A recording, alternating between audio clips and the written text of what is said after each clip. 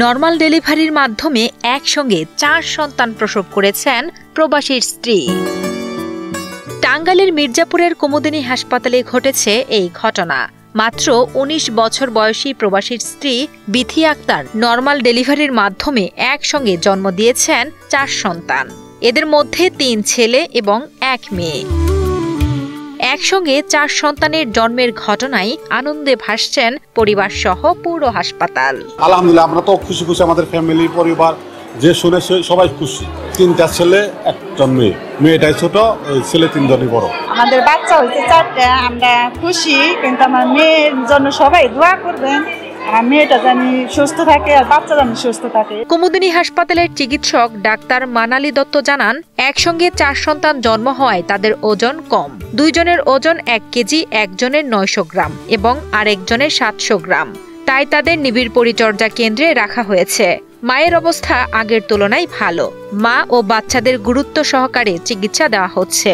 Normal ডেলিভারিতে 4টি বাচ্চা হয়, 3টি ছেলে 1টি মেয়ে, এবং তারা এখন এনআইসিইউতে ভর্তি আছে। 4টি বাচ্চার মধ্যে 2টো বাচ্চার 1 কেজি ওজন, আরেকটি বাচ্চার 900 গ্রাম, আরেকটি বাচ্চার 700 গ্রাম। যেহেতু 4টি বাচ্চা একসাথে হয়েছে, সেক্ষেত্রে ওজনটা একটু কম আছে, কিন্তু আশা করি ট্রিটমেন্টের পর তারা সুস্থ হয়ে উঠবে এবং তার মায়ের কাছে তাদেরকে ফিরিয়ে দেওয়া সম্ভব হবে। 3 বছর আগে টাঙ্গাইলের কালিহাতী উপজেলার বল্লাবাড্ডা এলাকার সৌদি প্রবাসী নাজমুল ইসলামের সঙ্গে বিয়ে হয় বিথি আক্তারের।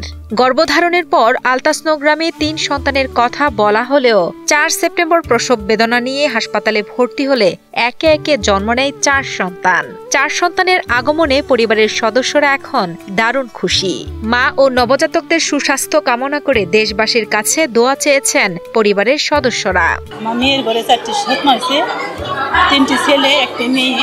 আর আমার মেয়ে নিয়ে আপনার দোয়া করবেন, আমার নাতি নিয়ে দোয়া করবেন। আল্লাহ জানি তাকে 4-5 জন যেন সুস্থ রাখে।